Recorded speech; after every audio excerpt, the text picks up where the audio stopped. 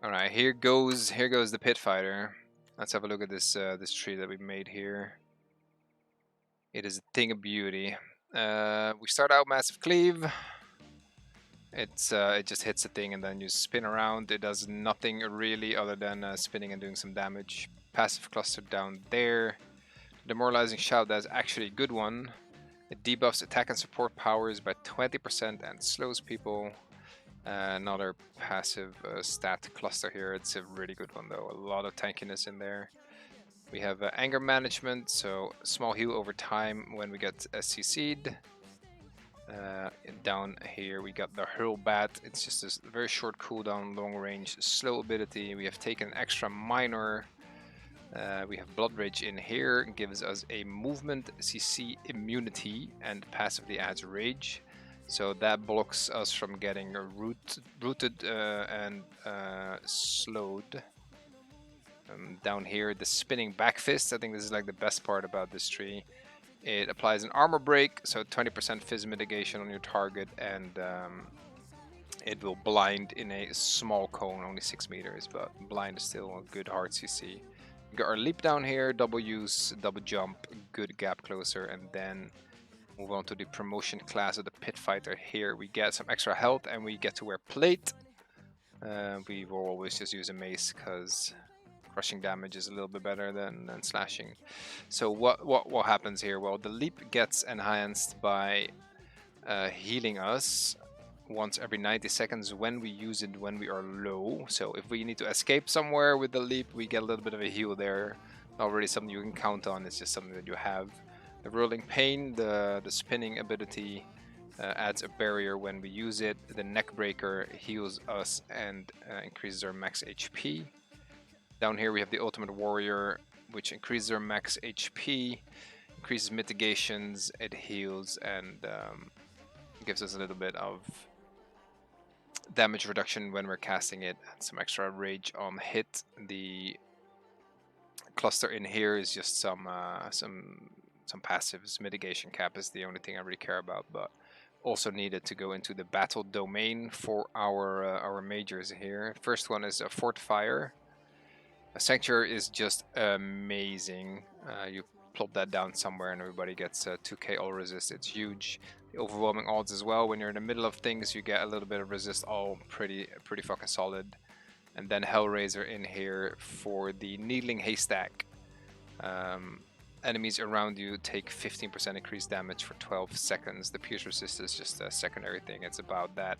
It's about that aura that deals the damage. For retaliations, we have the speedy one in here. Well, for the minors, I should say. So when we retaliate, we get a bit of a movement speed increase. We have eminently punchable in here. It irritates enemies with recovering resource when they hit me once every 3 seconds. I just had to put passives in here because the bar is full. And I put an archery in here just to open up a secondary tray.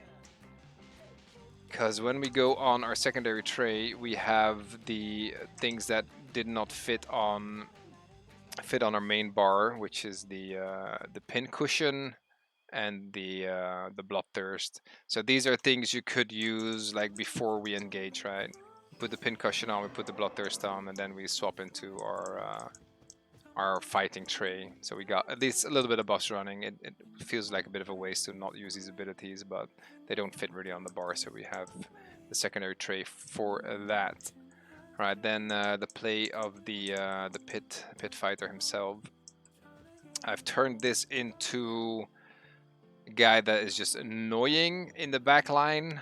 You just want to get into the back line, debuff some enemies, and that's about it. Like, he doesn't have the CC that the barbarian does. He doesn't have the damage that the alpha warrior does. So we just had to find some use for him. But right, on the number one ability, we have the chase, the racial. You just run at things, and then at the end it applies a knockdown. His gap closer is the leap, double jump, a leap right here. It is awesome for positioning. This leap is very, very powerful.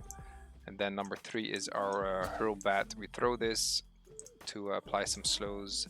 Very short cooldown, so you get to annoy some enemies, chase them down. It also dismounts people. Number 4 is our Demoralizing Shout. It's an area around us, a really powerful ability because it debuffs the attack power and support power, plus it applies a slow. So you want to get into the back line and use that. Then number 5 is the Armor Break and the Kick Sand ability. Don't have enough rage for that. Let me just ult it real quick. As you can see, the ult gives us a buff here, the Flying Endurance, which increases our hit points. It would also heal us a little bit, but since we're full life, we don't really get that effect. But okay, let's do part 2, is the Kick Sand ability. It is a cone in 6 meters, so you hit a couple things close by with the blind, but most importantly, it is an armor break. So it's your job to be on the focus targets, make sure the armor break is applied to them, and keep slowing them so that the team can do some damage there. Okay, let's get a little bit more rage in us to show the rest of the skills. This is the Rolling Pain. It spins and it applies a barrier.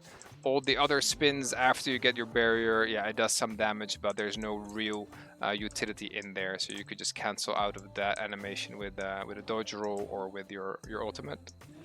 Then number 7 is the probably the most important part about this build.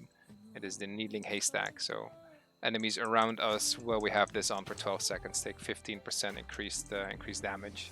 You want to get into the back line, pop that one, have that debuff ticking, and as well as our Runic Barrier right here, quite a large radius. You want to get in that back line, plop this down, and then your team that follows up has the Rune Sanctuary buff of 2000 all resist. Awesome stuff. Then number 9 here is our Ultimate Warrior ability that gives us some passive rage regen. You kind of want to get that in there quickly,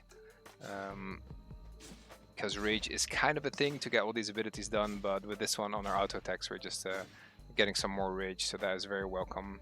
And number 0 is the Ultimate Warrior, which makes us immune to movement CCs. So you can pop that before you engage as well, together with the things in our range tray right here.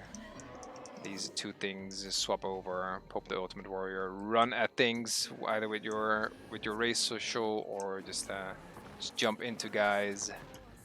You want to debuff them, apply an armor break, blind them, get your barrier up, cancel out of this because it's a waste of time, keep slowing your focus target, apply the Kneeling Haystack debuff, get the barrier down so the team gets to follow up.